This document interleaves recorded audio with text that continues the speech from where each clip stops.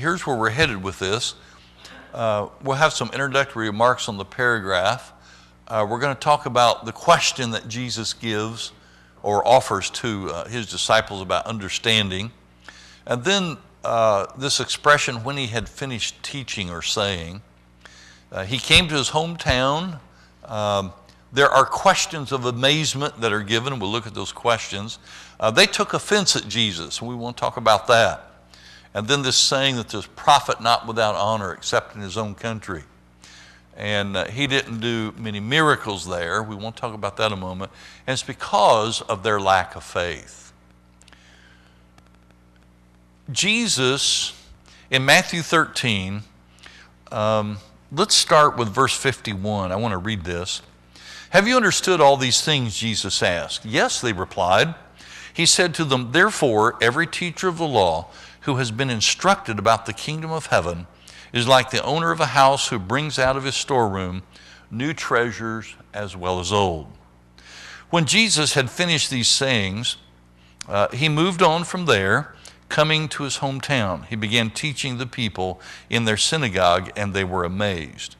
Where did this man get this wisdom and these miraculous powers, they asked? Isn't this the carpenter's son? Isn't his mother's name Mary? And aren't his brothers James, Joseph, Simon, and Judas? Aren't all his sisters with us? Where then did this man get all these things? And they took offense at him.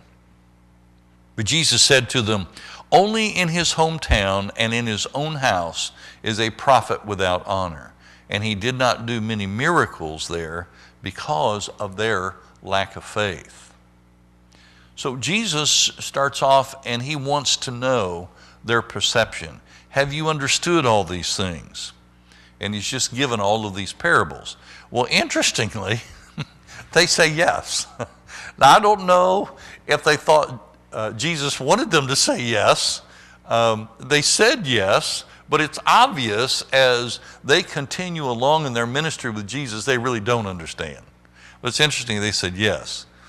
Now, there's a fascinating response by Jesus in verse 52. When he says, therefore, every teacher of law who has been instructed, the word instructed is actually the word to be discipled. And he says, therefore, everyone who's been instructed. And we'll talk about that in just a second. So let's explore this idea of the question regarding understanding. Have you comprehended this? See, this is a significant idea just in Matthew 13. If you go back and look at verse 13, you may remember that he said, this is why I speak to them in parables. Though seeing they do not see, though hearing they do not hear or understand or comprehend. And Jesus was aware that there were people who, because of their preconceived notions of what the Messiah ought to be, they weren't really comprehending and listening to him. Verse 15, for this people's heart has become calloused. They hardly hear with their ears. They've closed their eyes. Otherwise they might see with their ears, hear with their, or see with their eyes, hear with their ears, understand with their hearts, and turn and I would heal them. To understand or comprehend with their hearts. You know, when you read this verse 15, you almost get a feeling that Jesus is saying one of the reasons people don't listen and comprehend is because they know they will have to change. That something's going to have to change if they're going to follow Jesus. And I've actually had people through the years tell me that the reason that they don't become a Christian is because they're not ready to make the changes. But here's what I have to remind people. And they'll say that for two reasons. One is they feel like they have to get their life in order before they become a Christian, which that's a problem. Talk about that here in a second. And then the second is they feel like that they do comprehend what it means to be a disciple, but they're not ready to make those changes. They don't want to change their lifestyle. There's things they don't want to give up. But you can never, and the New Testament never presents it this way. Coming to God is not a process where I make myself good enough, and if I get things right in my life, then I'll come to the Lord. Oh, you don't ever see that kind of example in the New Testament. I know a lot of people think that way. And see, if that's true, see, think about this for a moment. I don't think people thought this through very well. If I could live so that I could get my life in order and then come to God, why do I need God to start with? You know, what people have to understand is conversion is where I come to the point that I understand completely I am undone by my sin, and I've got to have God's help at that point. And without God's help, nothing's really going to change. Then look in verse 19. Listen to what the parable of the sower means. When anyone hears the message about the kingdom and does not understand it, the evil one comes and snatches away what was sown in his heart. This is interesting because for various reasons people don't understand or comprehend the Christian message. One of the things that might be helpful is an insight for you to understand that. There are several books with different names on them, but through the years I've noticed that there are Christian writers who attempt to pull together, and if you go on the internet you can find these, but the list of what you might call paradoxes of the Christian faith that don't make common sense. For example, and Jesus will say a bunch of these. In order for me to live, I have to die. Now, that doesn't sound right. In order for me to be first, I have to be last. And there's a whole bunch of them that are called paradoxes of the faith, that for the person who doesn't understand Christ and the kingdom, who is not walking as a disciple, none of it makes sense. And so this is one of the reasons that people don't understand. Now in verse 23 of chapter 13. But the one who received the seed that fell on good soil is the man who hears the word and understands it. He produces a crop yielding 100, 60, or 30 times what was sown. It's interesting in the book of Acts that you have various narratives and stories and incidents that help us understand how you can understand. Okay? Sometimes it takes someone coming alongside you and answering your questions. There's the implication that in order to truly understand, you need to have your heart open to the Spirit of God to enlighten spiritual things that your natural man doesn't understand. And Paul will say that in different ways. So that you've got God's Spirit, you've got your own open heart, you've got a willingness to someone come alongside you and answer your questions, someone to teach you, you're willing to be instructed. All these different dynamics are critical in comprehending and understanding the message. And another thing that's interesting, and of course you know this, think of how much you understand about being a disciple of Jesus because you've lived it out X number of years. That what you understand right now, when you compare it back to when you originally became a Christian, it's almost like difference between day and night, isn't it? But you've had to live a lifetime of discipleship to get there. And it's almost as if some of that comprehension and understanding, it can't come any other way. Okay? Yeah, I mean, somebody could tell you, but until you experience it, it doesn't really become one of those deep-seated lessons that's going to radically change you. Now, in chapter 13, then, we have that significance, but it doesn't stop there. Look at chapter 15 and verse 10. Jesus called the crowd to him and said, "Listen and understand. What goes into a man's mouth does not make him unclean, but what comes out of his mouth, that's what makes him unclean." Sometimes Jesus' teaching is the flip side. It's the opposite of what people have accepted through the years. And this is what often gets him into trouble, because for his Jewish audience, the things that made you unclean had to do with ritual purity, ceremonial purity. And Jesus is going to come along and he's going to demonstrate that the kingdom of God is not about ritual purity. And that's like knocking the props out of their whole religion. No wonder they got so angry at him. But notice he says, listen and understand. He wants his audience to hear. He wants them to perceive. He wants them to get this point, and they don't get it, of course. But this is very crucial. The disciples came to him and asked, and the next verse, this is chapter 15, verse 12. This is a good verse because in a moment we're going to talk about, in chapter 13, the response of the people. This is in 15. The disciples came to him and asked, "Do you know that the Pharisees were offended when they heard this?" Well, see, they were sharp enough that they got it, didn't they? At that point, they understood what he was saying. Chapter 16, verse 12.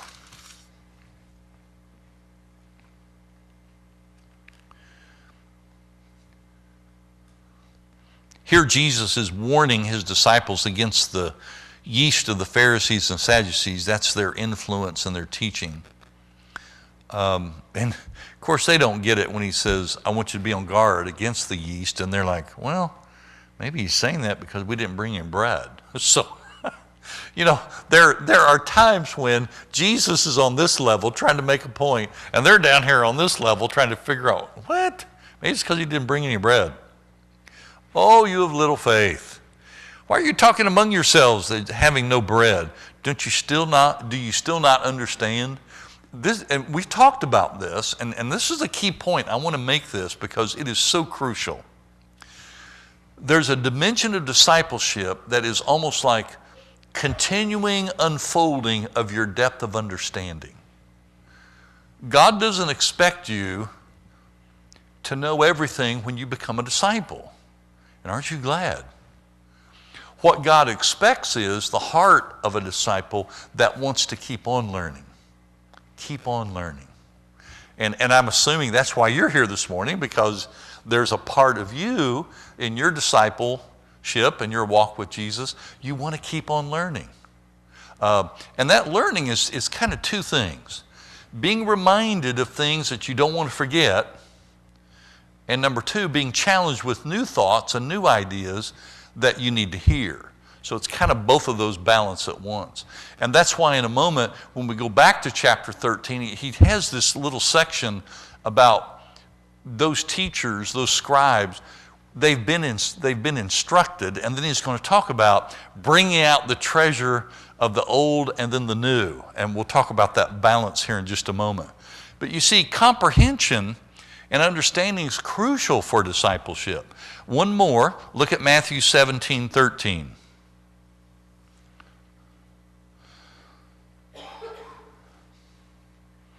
And the disciples are asking about when Elijah must come. To be sure, Elijah comes and will restore all things, but I tell you, Elijah has already come. And they did not recognize him, but they've done to him everything they wished. In the same way, the Son of Man is going to suffer at their hands. Then the disciples understood that he was talking to them about John the Baptist. Apparently, in Jesus' day and John the Baptist's day, there was a Jewish thinking of Elijah coming back. Kind of interesting Jewish tradition surrounding that. And so some of them thought John the Baptist was Elijah. Yeah, it was a prophecy there. And so the Jews had all these expectations. Here's what's interesting. They had messianic expectations and they had Elijah expectations, which is fascinating. But then the disciples understood that he was talking to them about John the Baptist. There are times when the disciples do understand what Jesus is referring to. A lot of times they don't, but then other times they get it, they comprehend it. So this comprehension understanding is crucial. And back in chapter 13, I think I mentioned this. This is really amazing. Verse 52, therefore, every teacher of the law who has been discipled, every scribe who has been instructed. Discipleship has several dimensions to it. It's hard for us to, and sometimes we don't like to use the word discipleship, but maybe a follower of Jesus.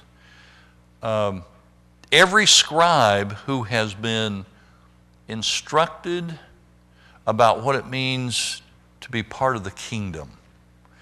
And you would think, see, here's the interesting thing. You would think that the scribes, who as a profession spent their time very copiously copying, very carefully copying the law, that they would be, of all people, the ones ready to receive Jesus as Messiah, being the fulfillment of Scripture that they were copying. Well, some scribes were open to it, many were not. But he says, every teacher of law who has been instructed about the kingdom is like the owner of a house who brings out of his storeroom new treasures as well as old. And Jesus just lets that comment lay there, and then the text moves on. I want to talk about this for a moment. New treasures and old. The old has to do with the tried and true.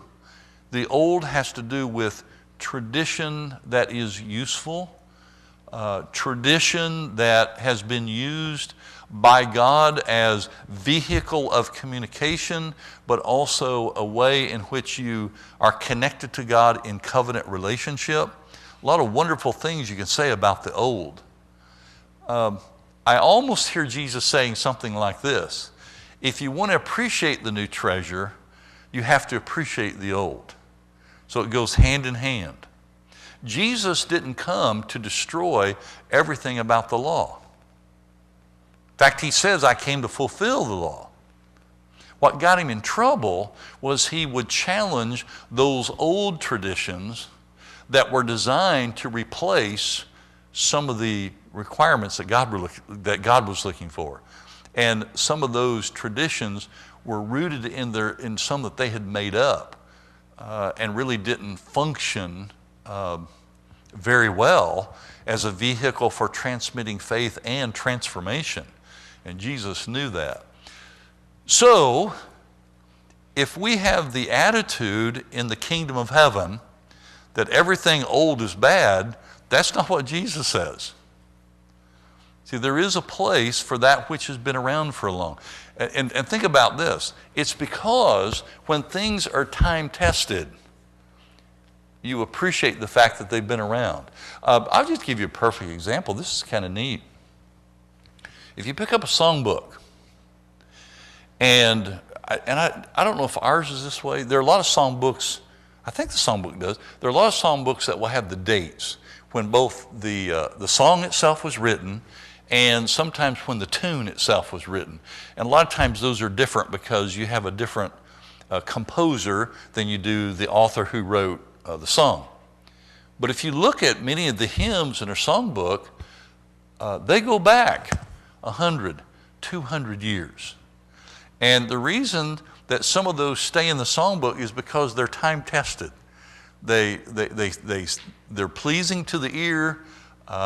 People love to sing them, but more than that, they express very deeply what we believe.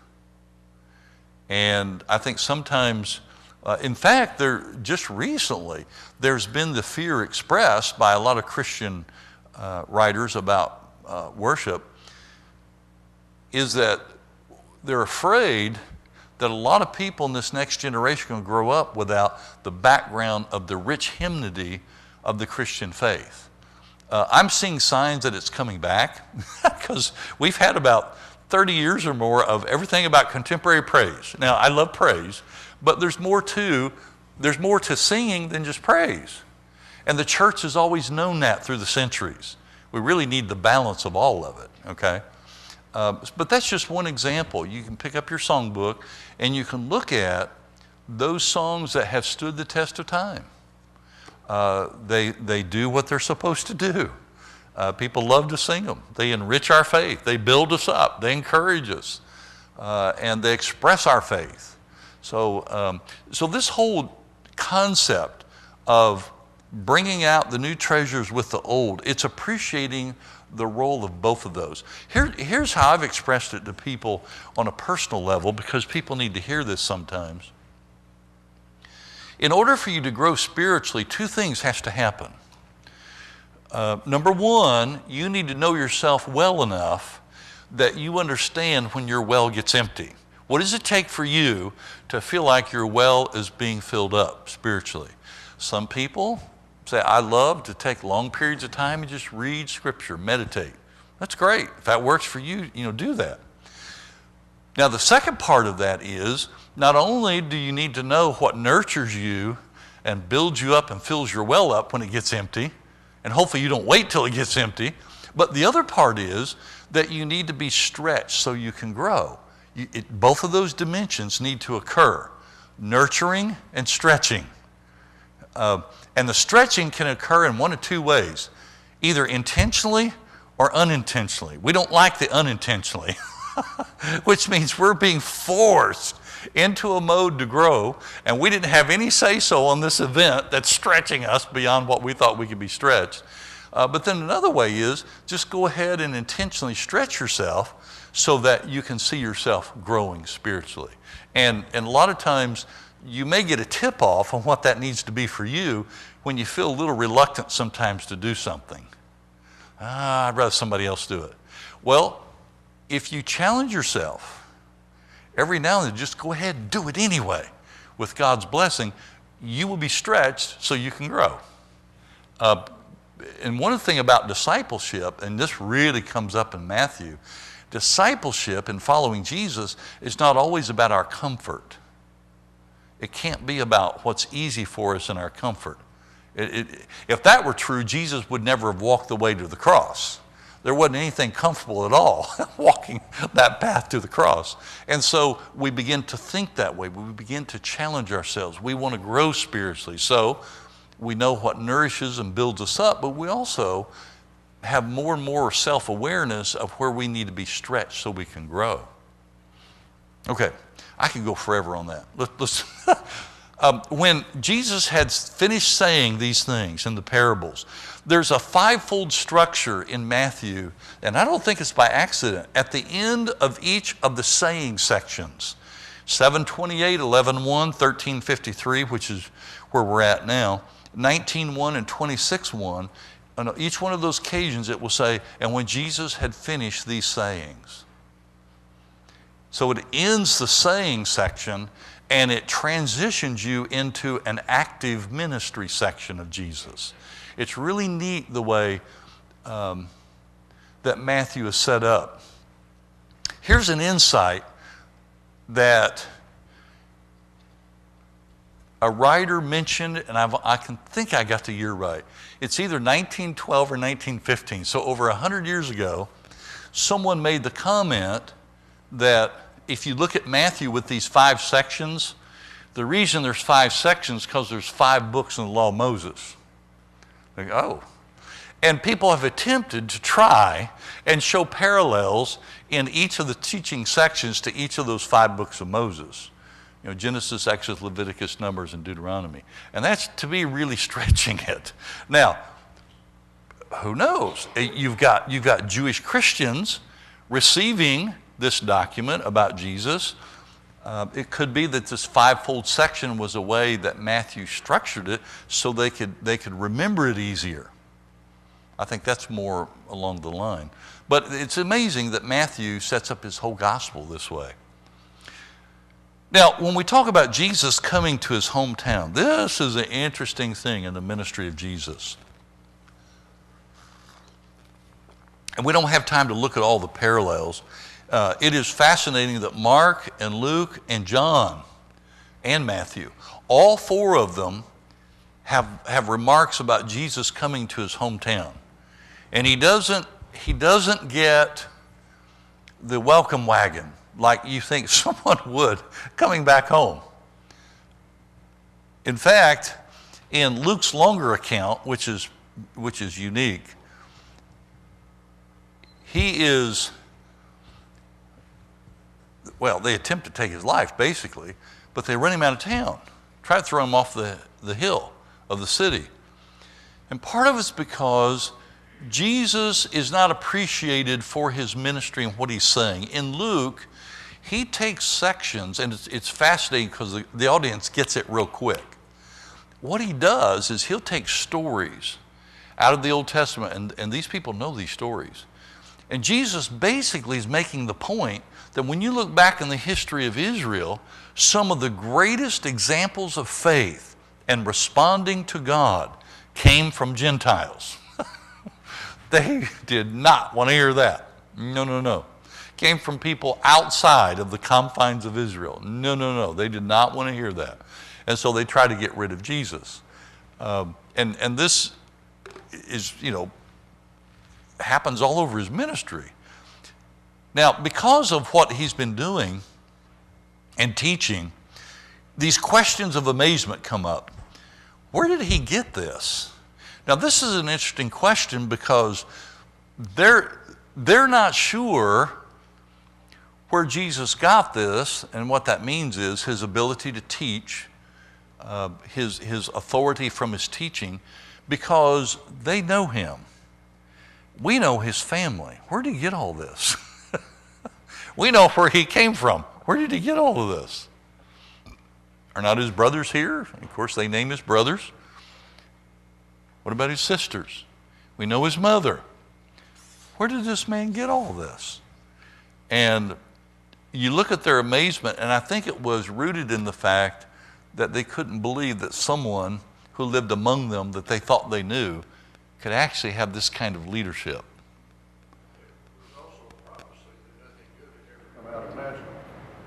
Yes, that prophecy, yeah. Can anything good come out of Nazareth? Well, Nazareth in the first century was kind of looked upon as, there were other little towns like this, but kind of in the backwaters. I mean, wasn't anything important happening in Nazareth. So they took offense at him. Now, what's fascinating is this word that Matthew uses, we can transliterate almost into English as the word scandalized. Paul talks about the scandal of the cross. And what you tie that to, if you can think a moment, it has to do with the shame and how people felt about the cross as capital punishment. Scandal and shame would be brought upon the family if your family member were crucified. So if you think it in those terms, that helps. So they were scandalized. They took offense at everything Jesus said and did. Now, look at chapter, what have I got here? Chapter 6 and verse 3. Matthew chapter 6 and verse 3.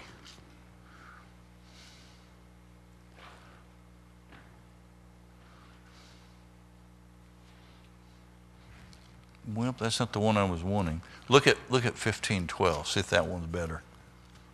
I'll have to see what that one was. Remember, we mentioned earlier in 15:12, the disciples came to him and asked, "Do you know that the Pharisees were offended or scandalized when they heard this?" And then here's Jesus' response, which is rather interesting, because often he responds to their being offended. He says, "Every plant that my heavenly Father has not planted will be pulled up by the roots. Leave them. They're blind guides. If a blind man leads a blind man, both will fall into the ditch or the pit." And so even though they took offense, Jesus is saying, just leave them alone. They'll fall into the ditch and everyone else with them. Look at chapter 11 and verse 6. This is when John was in prison, and we'll end with this. He heard what Christ was doing, so he sent his disciples to ask him, "Are you the one who is to come, or should we expect someone else?" And Jesus said, "You go back and report to John what you hear and see. The blind receive sight, the lame walk, those that have leprosy are cured, the deaf hear, the dead are raised, and the good news is preached to the poor." So that's kind of the way in which he encapsulates or describes his entire ministry. Look at verse 6. "Blessed is the man who does not fall away on account of me." And this is our word for scandalized. Blessed is the one who is not scandalized on account of me. That they're not going to be ashamed of what I'm going to have to go through. You remember in the Gospel of John, there was a point when everyone forsook Jesus. There were several who forsook him. And Jesus says there's nowhere else you can go. Peter recognized it. "Lord, to whom shall we go? Are you going to go also? Well, where else can we go? But when it came right down to it, when Jesus goes into Pilate's hall, goes into the trials and everything, he is left by himself. Everyone does take offense and they run off. We will pick up there next week. Thank you for being here this morning.